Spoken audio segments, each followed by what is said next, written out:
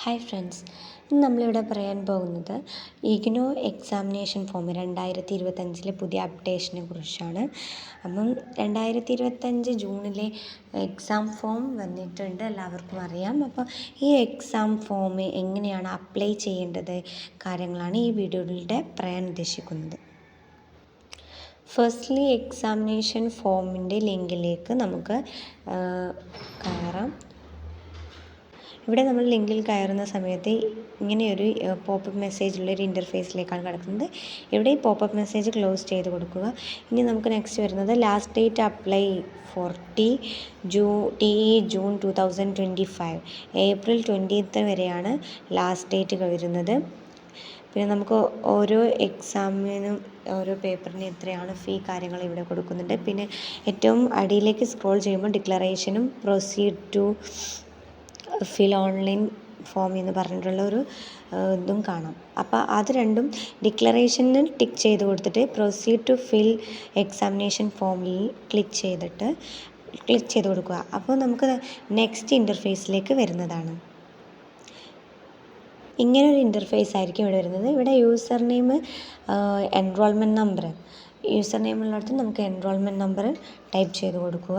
ഇനി പാസ്വേഡ് നമ്മൾ ഇഗ്നോയുടെ നമ്മുടെ സ്റ്റുഡൻസ് അക്കൗണ്ടിലേക്ക് കയറാൻ വേണ്ടിയിട്ടുള്ളൊരു പാസ്വേഡും ഇതൊക്കെ ഉണ്ടായിരുന്നു. അപ്പോൾ ആ പാസ്വേഡും നമ്മുടെ എൻറോൾമെൻറ്റ് നമ്പറും ടൈപ്പ് ചെയ്ത് ക്യാപ്ച തെറ്റാതെ ഇതാക്കിയിട്ട് ലോഗിൻ ചെയ്ത് കൊടുക്കുക. അപ്പോൾ നമ്മുടെ സ്റ്റുഡൻസ് ഐ ഡിയിലേക്ക് അല്ലെങ്കിൽ സ്റ്റുഡൻസ് അക്കൗണ്ടിലേക്ക് നമുക്ക് ഡയറക്റ്റായിട്ട് കയറുന്നതാണ്. അതല്ല, പാസ്വേഡ് ഓർമ്മയില്ല എന്നുണ്ടെങ്കിൽ നമുക്കിവിടെ റീസെറ്റ് ചെയ്യാനുള്ള ഓപ്ഷൻ ഉണ്ട്. അപ്പോൾ ആ റീസെറ്റ് ക്ലിക്ക് ചെയ്യുക. അപ്പോൾ റീസെറ്റ് ക്ലിക്ക് ചെയ്യുമ്പോൾ നമുക്ക് മറ്റൊരു ഇൻ്റർഫേസിലേക്കാണ് വരിക. അപ്പോൾ അവിടെ നമ്മൾ എൻറോൾമെൻറ്റ് നമ്പറും അതുപോലെ പാസ്വേഡും കറക്റ്റായിട്ട് ചെയ്ത് കൊടുക്കുക. ഇനി പാസ്വേഡ് കറക്റ്റായിട്ട് ഓർമ്മയില്ല എന്നുണ്ടെങ്കിൽ നമുക്ക് റീസെറ്റിനുള്ള ഒരു ഓപ്ഷൻ ഉണ്ട്. അപ്പോൾ റീസെറ്റ് ഓപ്ഷനിൽ ക്ലിക്ക് ചെയ്തിട്ട് നമുക്ക് നെക്സ്റ്റ് ഒരു കോളം ഓപ്പണായി വരും. അവിടെ നമ്മൾ റീസെറ്റ് ഓപ്ഷനിൽ നമുക്ക് എൻറോൾമെൻറ്റ് നമ്പറും അതുപോലെ നമ്മുടെ പ്രോഗ്രാം കോഡും ടൈപ്പ് ചെയ്ത് കൊടുക്കുക. എന്നിട്ട് ക്ലിക്ക് ചെയ്യുക. അപ്പോൾ നമുക്കൊരു OTP വരാനുള്ള മെസ്സേജ് പോകും.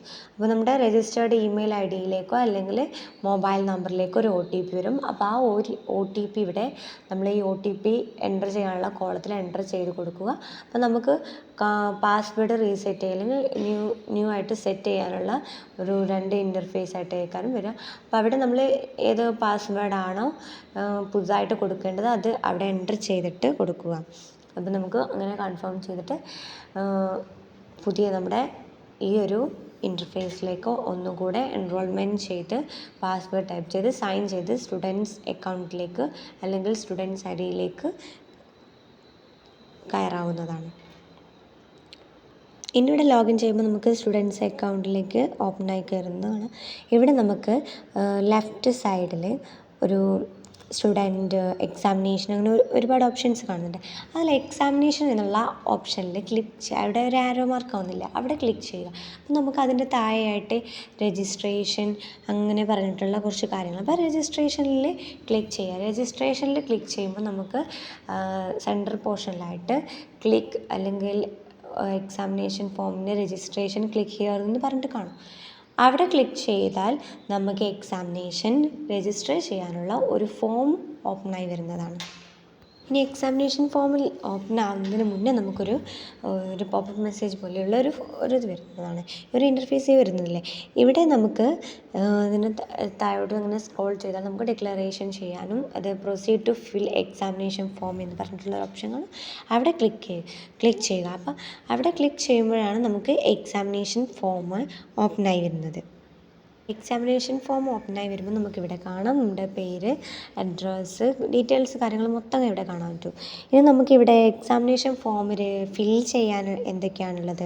ഇവിടെ നമ്മുടെ സെലക്ട് എക്സാമിനേഷൻ സെൻറ്റർ റീജിയൻ, നമുക്ക് ഏത് റീജിയനാണോ വേണ്ടത് വെച്ചാൽ അവിടെ സെലക്ട് ചെയ്യുക. അതുപോലെ നമ്മുടെ കോളേജ്, നമുക്ക് ഏത് എക്സാം ഏത് കോളേജിലാണോ വെച്ചാൽ ആ കോളേജ് സെലക്ട് ചെയ്ത് കൊടുക്കുക. പിന്നെ നമ്മൾ ഡിസേബിൾ ആണോ അല്ലേ എന്ന് അവിടെ ചോദിക്കുന്നുണ്ട്. അതിൻ്റെ കറക്റ്റായിട്ട് ആ ഫോമുകളൊക്കെ നമുക്ക് ഫില്ല് ചെയ്ത് കൊടുക്കാം.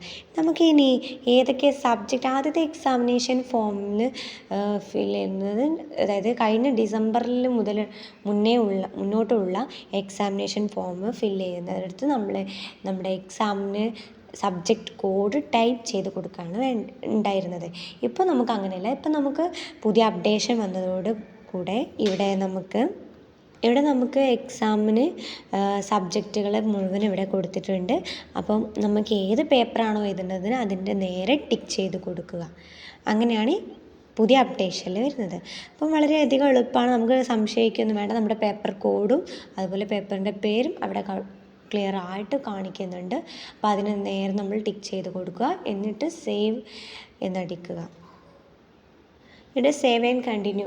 ഇനി ഇവിടെ മറ്റൊരു പ്രോബ്ലം എന്ന് വരുന്നത് എന്താണെന്ന് വെച്ചാൽ, ഒരുപാട് കോളേജുകൾ നമ്മൾ കൊടുക്കുമ്പോൾ, അല്ലെങ്കിൽ നമ്മൾ കൊടുക്കുന്ന കോളേജിൽ സീറ്റ് ഫുള്ളായിട്ടുണ്ടെന്നുണ്ടെങ്കിൽ നമുക്കിവിടെ ഇങ്ങനെ കാണും. നമ്മൾ ആ സേവ് ആൻഡ് കണ്ടിന്യൂ എന്ന് ക്ലിക്ക് ചെയ്യുമ്പോൾ സീറ്റ് നോട്ട് അവൈലബിൾ എന്ന് പറഞ്ഞിട്ടുള്ള ഓരോ ഓപ്ഷൻസും, ഏതൊക്കെ പേപ്പറാണോ നമുക്ക് കിട്ടാത്തത്, ഏതൊക്കെ സീറ്റുകളാണോ അവൈലബിൾ അല്ലാത്തത് ഇവിടെ ഇങ്ങനെ റെഡിൽ എഴുതി കാണിക്കുന്നുണ്ടാകും. അപ്പോൾ നമ്മൾ എന്ത് ചെയ്യണം, നമുക്ക് പ്രൊസീഡ്, അതായത് പേയ്മെൻ്റ് ഒക്കെ അടക്കുന്നതിന് മുന്നെയാണ് നമുക്കിങ്ങനെ കാണുന്നത്. അപ്പോൾ നമുക്ക് അതിനനുസരിച്ച് ഇനിയിപ്പം മുഴുവനായിട്ട് ഒരു സബ്ജക്റ്റ് ഏത് കോളേജിലാണോ എഴുതാൻ പറ്റുന്നത് ആ കോളേജ് നമ്മൾ വേറെ കോളേജ് സെലക്ട് ചെയ്ത് നോക്കുക. അപ്പം അവിടെ ഇതേപോലെ സേവ് ആൻഡ് കണ്ടിന്യൂ ക്ലിക്ക് ചെയ്യുമ്പോൾ മുഴുവനായിട്ട് കിട്ടുന്നുണ്ടോ എന്നൊക്കെ നോക്കാം. ഇനി മുഴുവനായിട്ട് കിട്ടുന്നുണ്ട് എന്നുണ്ടെങ്കിൽ ഇവിടെ റെഡിൽ കാണിക്കില്ല. അതായത്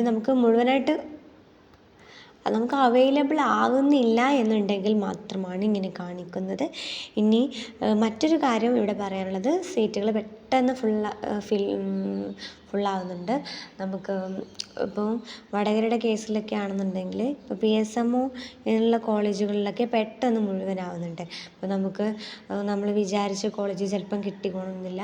പിന്നെ അതുപോലെ ചില എക്സാം സെൻറ്ററുകൾ നമുക്ക് ഒഴിവാക്കിയിട്ടുണ്ട്. അപ്പോൾ അവിടെ ഒന്നും എക്സാം സെൻറ്റർ ആയിട്ടില്ല. അപ്പോൾ നമുക്ക് അവൈലബിൾ ആയിട്ടുള്ള എക്സാം സെൻറ്ററിൽ ഒരുപാട് കുട്ടികൾ രജിസ്റ്റർ ചെയ്യുമ്പോൾ ചില കോളേജുകളിൽ ചിലപ്പോൾ ഏത് കോളേജിലും നമുക്ക് സീറ്റ് കിട്ടാതിരിക്കാം, കിട്ടിക്കൂടായും ഇല്ല, അങ്ങനെയും പറയാം. ഇനി നമുക്കൊരു പ്രോബ്ലവും ഇല്ല, ഒക്കെ എല്ലാം കറക്റ്റായി നമുക്കിവിടെ പേയ്മെൻറ്റ് അടക്കാൻ സേവ് ആൻഡ് കണ്ടിന്യൂ അടിച്ചതിന് ശേഷം നമുക്ക് പേയ്മെൻറ്റ് അടക്കാനുള്ള ഇങ്ങനെ ഒരു കോളം വരും. അപ്പോൾ നമുക്ക് എത്രയാണോ എക്സാം ഫീ, മൊത്തം ടോട്ടൽ സബ്ജക്റ്റിന് എത്രയാണോ വരുന്നത് എല്ലാം അവിടെ കാണിക്കും. ഇപ്പോൾ ഇവിടെ 2 പേപ്പർ സെലക്ട് ചെയ്ത കുട്ടിയുടെ ഫീ ആണ് 400 രൂപ. അപ്പോൾ ആ കുട്ടിക്ക് അടയ്ക്കാൻ ഇനി പേയ്മെൻറ്റ് ഗേറ്റ് വേ എന്ന് പറഞ്ഞിട്ടുള്ള ആ ഒരു ഓപ്ഷനില്ലേ, അവിടെ ക്ലിക്ക് ചെയ്യുമ്പോൾ നമുക്ക് നേരെ നമ്മൾ ഏത് സെക്ഷനാണോ, ഗൂഗിൾ പേ ആണോ, നെറ്റ് ബാങ്കിങ് ആണോ, അങ്ങനെ ഒരുപാട് ഓപ്ഷൻസ് കാണിക്കുന്നുണ്ട്. അപ്പോൾ അതിൽ നമ്മൾ ക്ലിക്ക് ചെയ്തിട്ട് നേരെ ഇപ്പോൾ ഗൂഗിൾ പേ എടുത്താൽ നേരെ ഓട്ടോമാറ്റിക്കലി ഗൂഗിൾ പേയിലേക്ക് ഡയറക്റ്റായിട്ട് പോവുകയും അവിടെ നിന്ന് നമ്മൾ പേയ്മെൻറ്റ് അടയ്ക്കുകയും ചെയ്താൽ ഇങ്ങനെ ഒരു ഇൻ്റർഫേസാണ് വരിക. നമ്മുടെ പേയ്മെൻറ്റ് സക്സസ്ഫുൾ എന്ന് പറഞ്ഞിട്ടുള്ള ഇങ്ങനൊരു ഇൻ്റർഫേസ്. നമ്മൾ പിന്നെ പ്രത്യേകം ശ്രദ്ധിക്കാനുള്ളത്, ഇവിടെ നമ്മൾ വിൻഡോ നമ്മൾ പെട്ടെന്ന് ക്ലോസ് ചെയ്യുകയോ ബാക്ക് അടിക്കുകയും ചെയ്യരുത്. നമുക്ക് ഓട്ടോമാറ്റിക്കലി പേയ്മെൻറ്റ് സക്സസ്ഫുൾ എന്നുള്ള ഈ ഒരു ഇൻ്റർഫേസ് വരികയും പിന്നെ നെക്സ്റ്റ് അത് ക്ലോസ് ആയിട്ട് ഓട്ടോമാറ്റിക്കലി ഇങ്ങനെ ഒരു ഇൻ്റർഫേസ് ഓപ്പണായി വരും. ഇവിടെ ഇതാ ഗ്രീൻ കളറിൽ ഇവിടെ പ്രിൻറ്റ് എന്ന് കാണിക്കുന്നില്ലേ, ഇവിടെ ക്ലിക്ക് ചെയ്താൽ നമ്മൾ അപ്ലൈ ചെയ്തിട്ടുള്ള ഒരു ഫോം നമുക്ക് കിട്ടുന്നതാണ്. ഓക്കെ, അപ്പോൾ ഇത്രയും ഉള്ളൂ നമുക്ക് ഇവിടെ എക്സാമിനേഷൻ ഫോമിന് രജിസ്റ്റർ ചെയ്യാൻ. ഇത്രയും എളുപ്പമാണ്. ഇനി ഇവിടെ മറ്റു ചിലർക്ക് പ്രോബ്ലംസ് വരുന്നത് എന്തൊക്കെയാണെന്ന് നോക്കാം. ചില ആളുകൾക്ക് പേയ്മെൻറ്റ് പോയിട്ടുണ്ടാകും, പക്ഷേ ഇവിടെ സബ്മിഷൻ സ്റ്റാറ്റസിൽ കാണിക്കുന്നുണ്ടാവില്ല. അപ്പോൾ നമ്മൾ എക്സാമിനേഷൻ ഫോം രജിസ്റ്റർ ചെയ്തതിന് നമുക്ക് എങ്ങനെയാണ് അതിൻ്റെ അപ്ലൈ ചെയ്തൊക്കെ സക്സസ് ആയതിനു ശേഷം വരുന്ന ഫോം എന്തൊക്കെയാണെന്ന് നോക്കാം. ഇതാണ് നമ്മൾ അപ്ലൈ ചെയ്തതിൻ്റെ പ്രിൻ്റ് ഔട്ട്. അപ്പോൾ ഇവിടെ നമുക്ക് ഏറ്റവും എൻഡിൽ നമുക്ക് കാണുന്നില്ലേ എക്സാമിനേഷൻ ഫോം സ്റ്റാറ്റസ്. ഇവിടെ നമ്മൾ പേയ്മെൻ്റൊക്കെ അടച്ചൊക്കെ ക്ലിയർ ആയി സക്സസ് ആയിട്ടുണ്ടെങ്കിൽ സബ്മിറ്റഡ് അല്ലെങ്കിൽ പെയ്ഡ് എന്നിവിടെ കാണിക്കുന്നുണ്ട്. നമ്മൾ ഇന്ന് എത്ര എമൗണ്ട് ആണോ പോയിട്ടുള്ളത്, ഏത് പേയ്മെൻറ്റ് മെത്തേഡാണ് ട്രാൻസാക്ഷൻ നടന്നിട്ടുള്ള എല്ലാം ഇവിടെ കാണിക്കുന്നുണ്ട്. അപ്പോൾ ഇത്രയേ ഉള്ളൂ നമുക്ക് ഒരു എക്സാമിനേഷൻ ഫോം രജിസ്ട്രേഷന്. ഇത്രയും എളുപ്പമാണ്. ഇനി ഇവിടെ എക്സാമിനേഷൻ ഫോമിന് അക്കൗണ്ടിൽ നിന്നും പണം പോയി, പക്ഷേ ഇവിടെ സബ്മിറ്റഡ് സ്റ്റാറ്റസിൽ നോക്കുമ്പോൾ അൺപെയ്ഡ് അങ്ങനെയാണ് കാണിക്കുന്നവർക്ക് നമുക്ക് ഒക്കെ സക്സസ് ആയിട്ടുണ്ടോ ഇല്ലയോ എന്നറിയാൻ നമുക്ക് ഇനി എങ്ങനെ ചെക്ക് ചെയ്തെന്ന് നോക്കാം. അല്ല, ഇനി ഈ ഒരു പ്രിൻ്റ് ഔട്ട് കിട്ടാത്തവർക്ക് എങ്ങനെയാണ് നമ്മളുടെ പ്രിൻ്റ് ഔട്ട് പിന്നീട് എങ്ങനെയാണ് കിട്ടുക എന്നൊക്കെ നമുക്ക് നോക്കാം. ഇനി ഈ പ്രിൻ്റ് ആപ്ലിക്കേഷൻ കിട്ടാത്തവർ ഒന്നും കൂടെ സൈറ്റിൽ അല്ലെങ്കിൽ സ്റ്റുഡൻസ് ഐ ഡിയിൽ കയറി ലോഗിൻ ആയിട്ട് എക്സാമിനേഷൻ എന്നുള്ള ആ ഓപ്ഷൻ ക്ലിക്ക് ചെയ്ത് രജിസ്ട്രേഷനിൽ ക്ലിക്ക് ചെയ്യുമ്പോൾ നമ്മൾ ഇതുപോലൊരു ഇൻ്റർഫേസാണ് വരിക. ഗ്രേറ്റ്, സക്സസ്ഫുൾ എന്നൊക്കെ പറഞ്ഞിട്ടുള്ള ഒരു ഇൻ്റർഫേസ് ഇവിടെ നമ്മുടെ ഈ ഒരു ഫോം നമുക്ക് കാണാവുന്നതാണ്. ഇതിൽ നമുക്ക് നമ്മുടെ ഈ ഒരു ആപ്ലിക്കേഷൻ്റെ പ്രിൻ്റ് ഔട്ട് എടുക്കാവുന്നതാണ്. ഇവിടെ പ്രിൻ്റ് ആപ്ലിക്കേഷൻ എന്നുള്ള ഓപ്ഷൻ എടുത്ത് ഡൗൺലോഡ് ചെയ്യാവുന്നതേ ഉള്ളൂ. ഇത്രയേ ഉള്ളൂ ഇവിടെ ചെയ്യേണ്ടത്. ഇനി നമുക്ക് മറ്റൊരു കേസിൽ വരുന്നത്, ചിലവർക്ക് ഇവിടെ പെയ്ഡ് അല്ലെങ്കിൽ അൺപെയ്ഡ് എന്നിട്ടും അൺപെയ്ഡ് അല്ലെങ്കിൽ ഈ ഒരു രീതിയൊന്നും ഇവിടെ കാണുന്നില്ല എന്നുണ്ടെങ്കിൽ ഇനി എന്താണ് ചെയ്യേണ്ടതെന്ന് പറയാം. ഇതുപോലെ അൺപെയ്ഡ് എന്നൊക്കെ കാണിക്കുന്നവർക്ക് വീണ്ടും നമ്മൾ ഇതുപോലെ നമ്മുടെ ഈ ലോഗിൻ ഐ ഡിയിൽ ലോഗിൻ ചെയ്തിട്ട് ഇവിടെ ലെഫ്റ്റ് കോർണറിൽ നമ്മളിപ്പോൾ student examination training and my certificate payment ഒരുപാട് ഓപ്ഷൻസ് അവിടെ കാണില്ല. അവിടെ പേയ്മെൻറ്റ് സെക്ഷനിൽ ക്ലിക്ക് ചെയ്യുക. അവിടെ അപ്പോൾ നമുക്ക് മൈ പേയ്മെൻറ്റ് എന്നുള്ളൊരു ഓപ്ഷൻ കാണും. ആ മൈ പേയ്മെൻറ്റ് ഓപ്ഷനിൽ ക്ലിക്ക് ചെയ്യുമ്പോൾ നമുക്ക് ഇതുപോലൊരു ഇൻ്റർഫേസാണ് നമുക്ക് ഓപ്പൺ ആയി വരിക. ഇവിടെ നമ്മൾ ഇത്രയും ഇതിന് മുന്നേ എത്ര എക്സാം നമ്മൾ ഇതിൽ നിന്ന് അപ്ലൈ ചെയ്തിട്ടുണ്ടോ, എത്ര പേയ്മെൻറ്റ് അടച്ചിട്ടുണ്ടോ, എല്ലാ ഡീറ്റെയിൽസും കാര്യങ്ങളും ഇവിടെ കാണിക്കുന്നുണ്ട്. അപ്പോൾ നമുക്ക് ഇവിടെ നമ്മുടെ പേയ്മെൻറ്റ് സ്റ്റാറ്റസ് ഇവിടെ പേയ്മെൻറ്റ് സ്റ്റാറ്റസ് നമുക്ക് കാണാൻ പറ്റും. ഇവിടെ പെയ്ഡ് ഒരുപാട് പോയിൽ നിന്ന് നമ്മൾ എക്സാമിന് സക്സസ് ആയിട്ട് അപ്ലൈ ചെയ്തതിനൊക്കെ പെയ്ഡ് എന്ന് കാണിക്കുന്നുണ്ട്. അപ്പോൾ നമ്മൾ ലാസ്റ്റ് അപ്ലൈ ചെയ്തത് എന്നാണോ നമ്മുടെ ഇതിൽ സക്സസ്ഫുൾ ആയിട്ട് പെയ്ഡ് എന്ന് കാണിക്കും. നമ്മുടെ അക്കൗണ്ടിൽ നിന്ന് പൈസ യൂണിവേഴ്സിറ്റിയിലേക്ക് കയറിയിട്ടുണ്ടെങ്കിൽ ഷുവറായിട്ട് ഇവിടെ പെയ്ഡ് എന്ന് കാണിക്കും. ഇനി ഇവിടെ ഡ്രാഫ്റ്റ് എന്നാണ് കാണിക്കുന്നത് എന്നുണ്ടെങ്കിൽ യൂണിവേഴ്സിറ്റിയിലേക്ക് നമ്മൾ പേയ്മെൻറ്റ് എത്തിയിട്ടില്ല എന്നുണ്ടെങ്കിൽ എന്തായാലും ഷുവറായിട്ട് നമുക്ക് ആ പേയ്മെൻറ്റ് റീഫണ്ടായിട്ട് കിട്ടുന്നതാണ്. അതൊരു 2-3 ഡേയ്സ് അല്ലെങ്കിൽ ഒരു 1 വീക്കിനുള്ളിലൊക്കെ ആയിട്ട് നമുക്ക് ആ ഒരു പേയ്മെൻറ്റ് റീഫണ്ടായിട്ട് കിട്ടുന്നതാണ്. എന്നിട്ട് റീഫണ്ടായിട്ട് കിട്ടിയതിന് ശേഷം മാത്രമേ ഇനി നെക്സ്റ്റ് ഒരു പേയ്മെൻറ്റ് അടയ്ക്കാൻ പറ്റൂ ഇല്ലയോ എന്ന് നോക്കിയാൽ മതി. ഇത്രയും കാര്യങ്ങളാണ് നമ്മൾ ഇവിടെ ഫേസ് ചെയ്യുന്ന ഒരു പ്രോബ്ലം. ഇനി മറ്റൊരു പ്രോബ്ലം എന്ന് വെച്ചാൽ നമ്മുടെ ആദ്യത്തെ സൈറ്റ് അപ്ഡേഷൻ വരുന്നതിന് മുന്നേ നമ്മൾ അപ്ലൈ ചെയ്ത പോലെയല്ല, ഒരു കുട്ടിക്ക് ഒരു തവണ മാത്രമേ അപ്ലൈ ചെയ്യാൻ സാധിക്കുന്നുള്ളൂ. സൈറ്റിൽ പുതിയ മാറ്റങ്ങളൊന്നും വന്നിട്ടില്ല. ഒരു തവണ മാത്രമേ ഒരു കുട്ടിക്ക് അപ്ലൈ ചെയ്യാൻ സാധിക്കുന്നുള്ളൂ. അപ്പം ചില കോളേജുകളിൽ സീറ്റ് ഫുള്ളായിട്ട് 2 വിഷയം അപ്ലൈ ചെയ്തു, ബാക്കി പിന്നീട് നെക്സ്റ്റ് ഒന്നും കൂടെ അപ്ലൈ ചെയ്യാൻ വേണ്ടി നോക്കുമ്പോഴാണ് സൈറ്റിൽ പറ്റുന്നില്ല എന്ന് മനസ്സിലാക്കുന്നത്. അപ്പോൾ ഇതൊരു പുതിയൊരു അപ്ഡേഷൻ്റെ മൂലമായിട്ടുള്ള മാറ്റമാണ്. അതുകൊണ്ട് ഇനി അപ്ലൈ പുതുതായി ചെയ്യാൻ ശ്രദ്ധിക്കേണ്ട അല്ലെങ്കിൽ ചെയ്യാൻ വേണ്ടി നിൽക്കുന്നവർ ശ്രദ്ധിക്കേണ്ട കാര്യം, ഒരൊറ്റൊരു തവണ മാത്രമേ അപ്ലൈ ചെയ്യാൻ. ഇപ്പോൾ കഴിയുന്നിടത്തോളം എത്രത്തോളം സീറ്റ് അവൈലബിൾ ആയിട്ടുണ്ടോ അത്രയും സീറ്റുകൾ അപ്ലൈ ചെയ്ത് കൊടുക്കുക. പുതുതായിട്ട് അങ്ങനെ അപ്ലൈ ചെയ്യാൻ പറ്റില്ല. ഇനിയിപ്പോൾ ഏതായാലും പുതിയ അപ്ഡേഷൻസും കാര്യങ്ങളും ഒന്നും ഈ മാറ്റങ്ങളൊന്നും സൈറ്റിൽ വന്നിട്ടില്ല എന്നുണ്ടെങ്കിൽ ഇപ്പോൾ അപ്ലൈ ചെയ്തിട്ട് ബാക്കി വിഷയങ്ങൾ എഴുതാൻ പറ്റാതെ കിടക്കുന്ന കുട്ടികൾ ഇനി ഡിസംബറിലെ എക്സാമിൽ എഴുതാൻ വേണ്ടി ശ്രദ്ധിക്കുക. ഇടയ്ക്കൊന്ന് സൈറ്റിൽ കയറി ചെക്ക് ചെയ്യുന്നത് നല്ലതാണ്.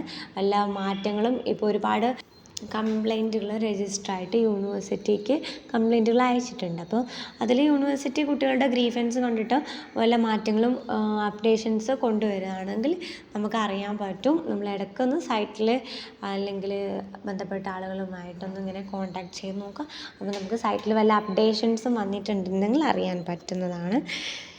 ഇനി ഇവിടെ അപ്ലൈ പുതുതായിട്ട് ആർക്കെങ്കിലും അപ്ലൈ ചെയ്ത് തരണമെന്നുണ്ടെങ്കിൽ ഇവിടെ ഞാനൊരു അല്ലെങ്കിൽ ടെലഗ്രാമിൻ്റെ ലിങ്ക് ഇവിടെ കൊടുത്തേക്കാം. നിങ്ങൾക്ക് ആർക്കെങ്കിലും അപ്ലൈ ചെയ്ത് തരണം എന്നുണ്ടെങ്കിൽ അതിൽ ബന്ധപ്പെടുക, അപ്ലൈ ചെയ്ത് തരാവുന്നതാണ്. ഓക്കെ, ഈ ഒരു വീഡിയോ നിങ്ങൾക്ക് ഹെൽപ്ഫുൾ ആയിട്ടുണ്ടെങ്കിൽ എന്തായാലും സബ്സ്ക്രൈബ് ചെയ്യാൻ മറക്കരുത്. നിങ്ങളുടെ ഫ്രണ്ട്സിനും ക്ലാസ്മേറ്റ്സിനൊക്കെ നിങ്ങൾ ഇത് ഷെയർ ചെയ്യാൻ ശ്രമിക്കുക. Okay, thank you. Have A nice day.